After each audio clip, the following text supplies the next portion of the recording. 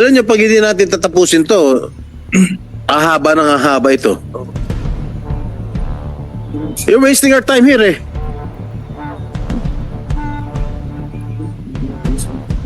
Magsasalita ba kayo? Hindi.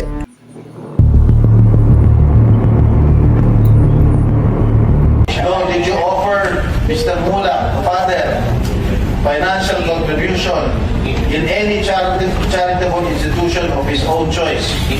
Did you? Yes or no? Your Honor, it wasn't one offer. Did you? Yes or no? Your Honor, because it was in the context of... Yes or no? Did you offer? Your Honor, kasi I did not...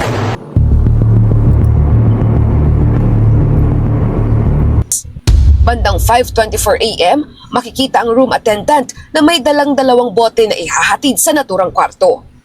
Pagsapit ng 6:46 ng umaga, makikitang lumabas mula sa kwarto si Sandro.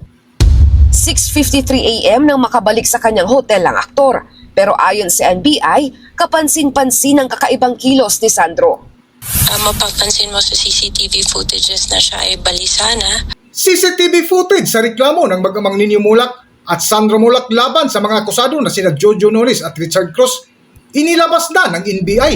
Kung bago lang kayo dito sa aking YouTube channel, huwag kalimutan mag-subscribe at pindutin yun na rin ang notification bell para ma-notify kayo sa ating susunod na video. Maraming salamat.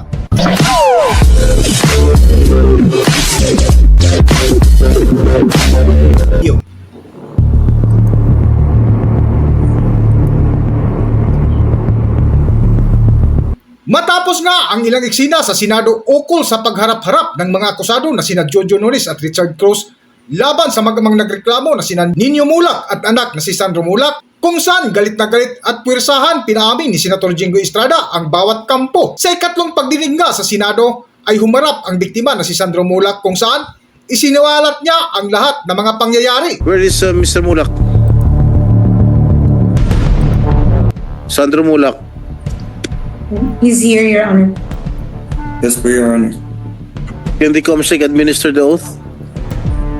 Yes, Mr. Chair. For Mr. Sandro Mulak, Stand up. yeah, can you please stand and raise your right hand? Patangkad to, hindi kita mo ka. See? Right. Do you swear to tell the truth and nothing but the truth in this committee hearing? Yes po. 23. Okay, thank you. You may sit down. Oh, Mr. Sandro. Yes po, Your Honor. Gusto mo ba i-narrate lahat yung ginawa sa'yo? Hindi Kasi po. nababasa lang namin sa Facebook. Yes po. Hindi pa po ako ready to get into details po, Your Honor, kasi hindi pa po na babasa ng kabilang kampo po yung reklamo po namin.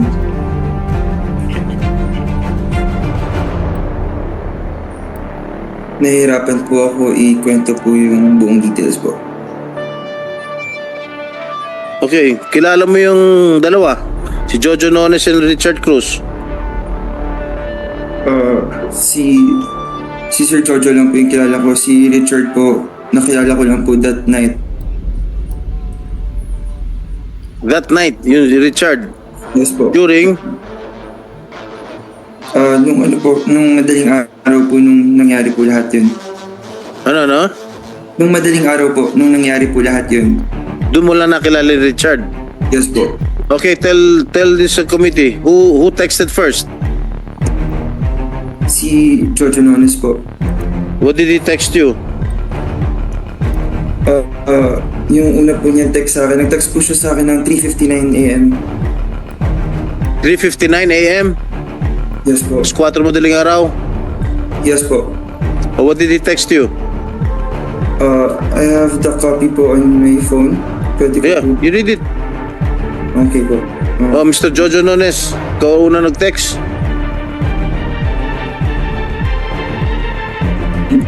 Hindi naman po namin dininay na ako po ang unang nag-text. It's answerable by yes or no? Yes po, Your Honor. Alright. Oh, tuloy mo, Sandro. Nag-message po siya sa akin ng 3:59 AM.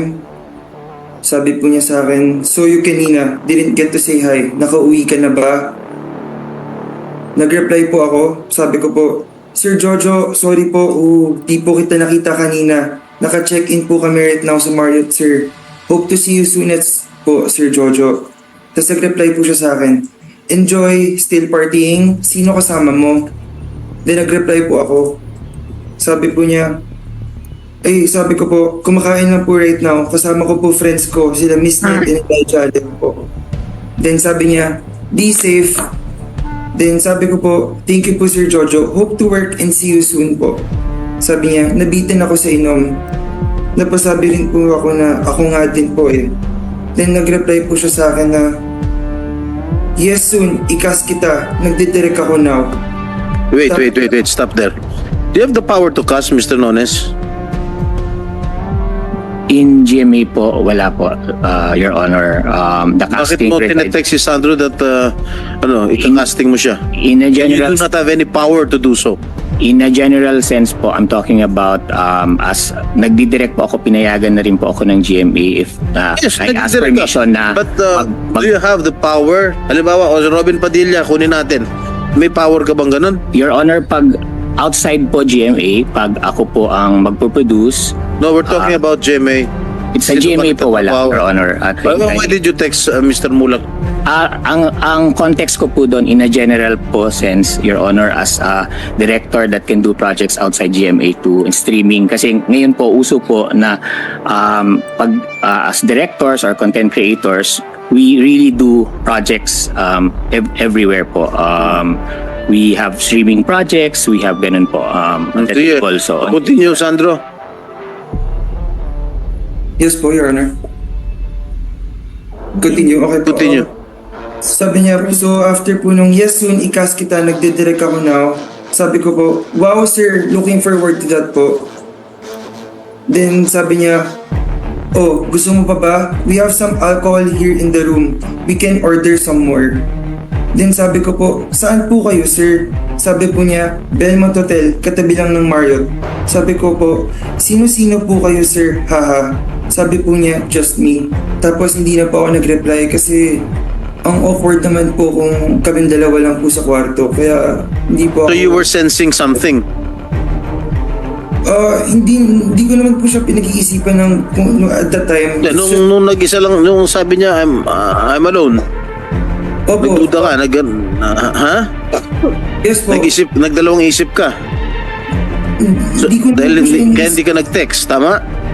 Yes po, hindi naman po ako nag-iisip ng masama sa kanya kasi boss ko po siya treat ko po sa kanya is boss Okay, ng and then Okay lang po.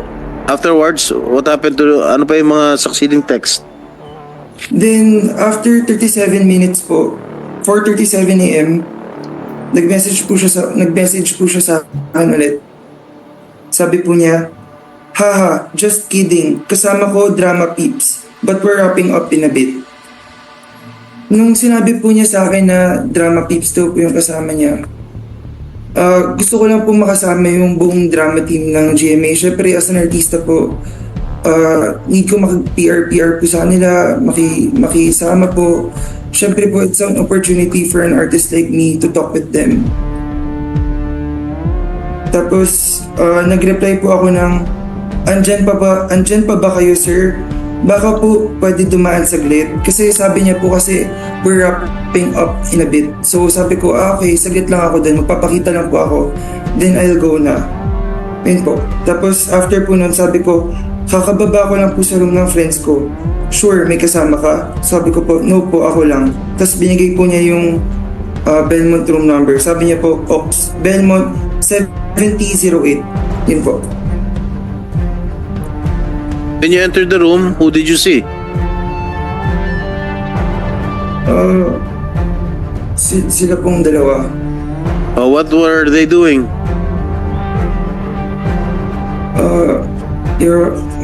Mr. Chair, I cannot get into details po kasi hindi pa po natatanggap ng kabila yung reklamo po namin. No. You tell us. We ought to know. So nakita ko po silang dalawa. Si Richard Cruz po, lasing na. Bali, ang nag-aasikaso po sa akin is si Sir Jojo. Ino-offeran po ako ng wine. Jojo Nones offered you to drink wine. Yes po. Richard Cruz, what was he doing at the time? Lasing po. Nakahiga. Lasing? Yes po. O nakahiga? Nakahiga po siya nung una ko pong nakita, pero pinakilala po ako ni Jojo kay Richard. So tumayo po si Richard po. Tapos Okay. nakita po sa akin.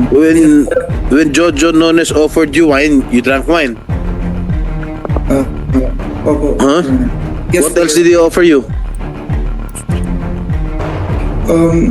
I don't know po kung pwede ko po sabihin yung buong details kasi it's really sensitive. Eh, sige na, sabihin mo na. Your Honor, with all due respect po, as mentioned po kanina kay Senator Padilla, hindi pa po natatanggap ng kabila yung... Oh, you want to have it in an executive session? Ay, hindi.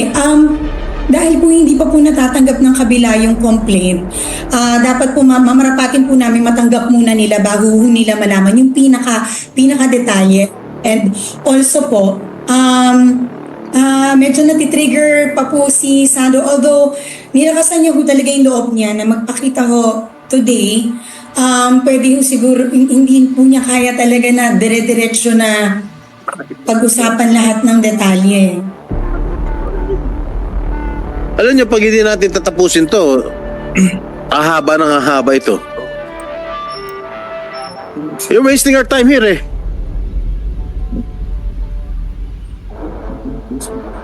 Magsasalita ba kayo? Hindi. Kundi, alis na ako rito.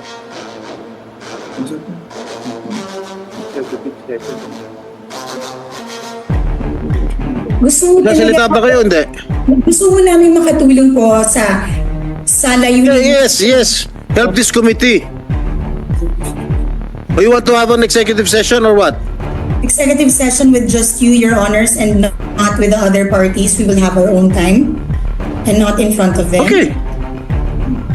Okay, Your Honor. Sige, leave. Okay, mga pasensya na po. Meron po tayong motion para mag-executive session. Yung mga hindi po partido muna, maiwan lang muna po sila Mr. Nino Mulak, council nila. Pati po NBI, pwede muna po lumabas. Total, alam naman yun yan, pero pwede na rin po kayong lumabas. Opo, pwede na po. Pwede. Kami lang muna po. Pati po, kami lang muna po. Opo. Mamaya po, may sarili din po tayo. Opo.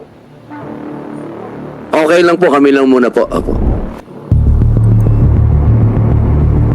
Ngunit matapang ang mga akusado at isa nga dito si Jojo Nones na ikinagalit ni Jingo Estrada. Oh, Mr. Nones, inofera mo si Nino Mula, the father, ng financial contribution sa charitable institution of his choice. Hindi po, Your Honor, na ang context ay for settlement. For settlement? Wala pong ganung context, Your Honor. Ano yung context na yun? Nandun po kami nag-meeting po kami sa tulong po ni Senate Dawson. Nakakwentuhan lang po kung saan po siya. No, did you offer Mr. Mula, father, financial contribution in any charitable institution of his own choice? Did you? Yes or no? Your Honor, it wasn't one offer. Did you? Yes or no? Your Honor, because it was in the context of the... Yes or no? Did you offer? Your Honor, kasi I did not... Yes or no? Your Honor, material po kasi yung context, Your Honor. Did you offer? Yes or no? It wasn't po in the context of settlement, Your Honor. Alam mo, no, you don't talk. You just give advice to your client. Did you offer? Yes or no? Not po in the context of settlement, Your Honor. Mr. Chair, I will find this person in contempt. And even Ms. Annette, That Mr. John Janones mentioned in that meeting that if Mr. Nino Mulak would want, they can donate to a charitable institution of Mr. Nino Mulak's choice. Number 6, that Mr. Nino Mulak declined. Number 7, that Mr. Nino Mulak stated that he wants to pursue the HR case against Jojo Nones and Richard Cruz. Oh. Maliwanag. Dito sa affidavit na nagsisinungaling ka. Hindi po, Your Honor, kasi context po is what you are Kung hindi ka nagsisinungaling, I was asking you, did you offer any financial contribution to any charitable institution? no offer po of settlement, Your Honor. I did not ask if it's a settlement or not.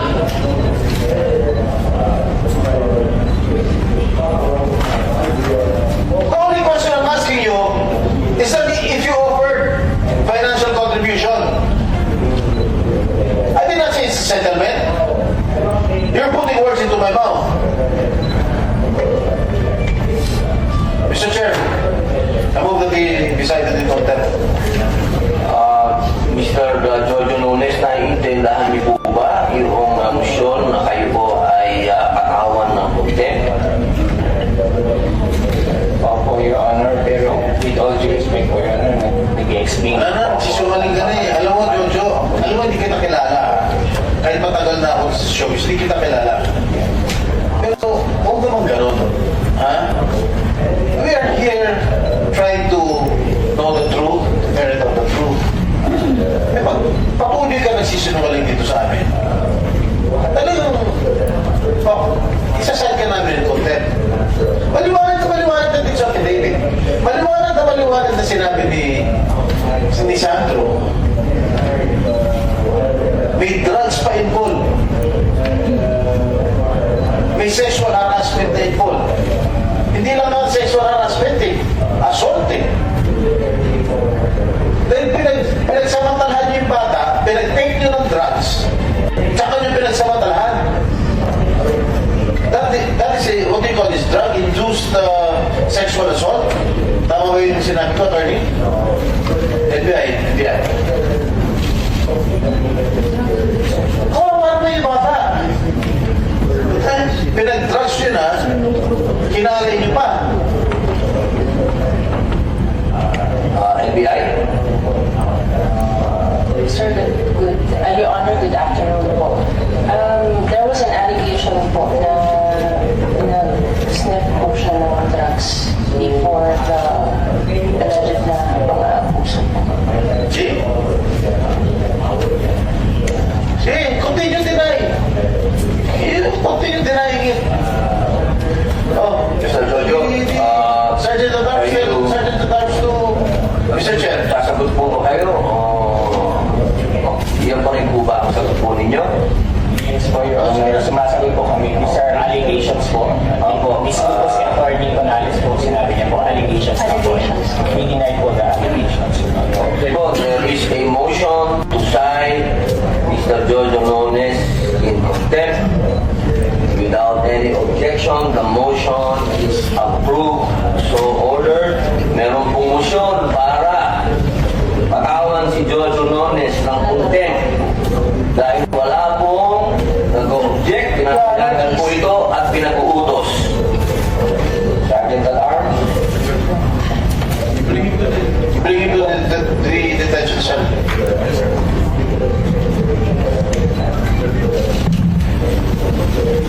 Attorney Topacio, you're not only lawyering for Mr. General Santos, am I correct? You're also here as an independent resource person.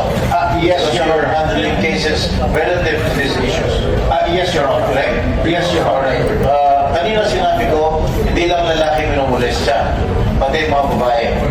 Correct? I heard before, during the lunch, you were saying that you're handling 2 cases. Bill folded like a straw. Tapos pinaikit niya yung bata, pinasingkot niya yung bata. The first time lang ng bata.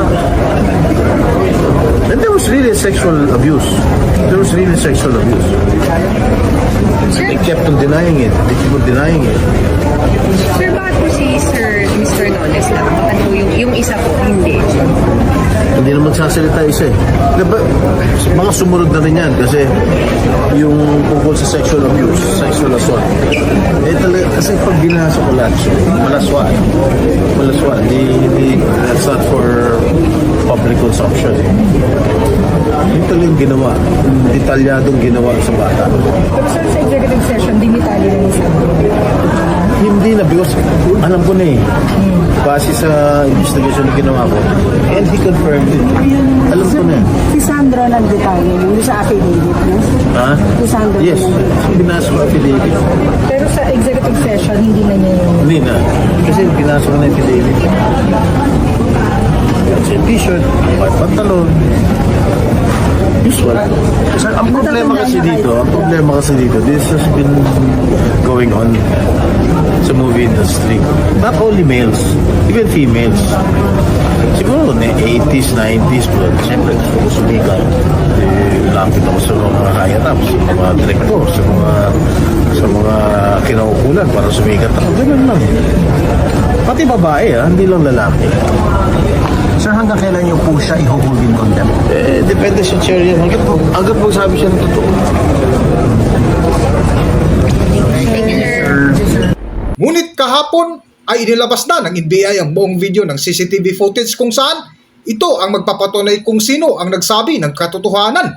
Para sa buong detalye ng kwento, narito ang video. Sa mga nakalap na CCTV footage ng National Bureau of Investigation o NBI, makikitang paglabas si Sandro Mulak sa kwarto ng isang hotel noong July 21, 2024, bandang 4:39 ng madaling araw. Lumabas siya sa mismong hotel at tumawid papunta sa isa pang kalapit na hotel. Bandang 4:48 ng madaling araw, nakarating si Sandro sa kwarto umano ng dalawang independent contractor ng GMA Network na sina Richard Cruz at Jojo Nones. Bandang 5:24 AM, makikita ang room attendant na may dalang dalawang bote na ihahatid sa naturang kwarto. Pagsapit ng 6:46 ng umaga, makikitang lumabas mula sa kwarto si Sandro. 6:53 AM nang makabalik sa kanyang hotel ang aktor, pero ayon sa NBI, kapansin-pansin ang kakaibang kilos ni Sandro. Mapapansin mo sa CCTV footages na siya ay balisa na, masyadong anxious at nagmamadali. Tugma raw ang mga CCTV footage sa salaysay at behavioral analysis ng NBI kay Sandro. Wala pang pahayag ang panig ng aktor kaugnay ng mga CCTV footage. Formal nang naghain ng reklamong rape through sexual assault ang kampo ni Mulak at NBI sa Department of Justice noong July 19. Ang kampo naman ng mga independent contractor, hindi pa raw napapanood ang mga CCTV video.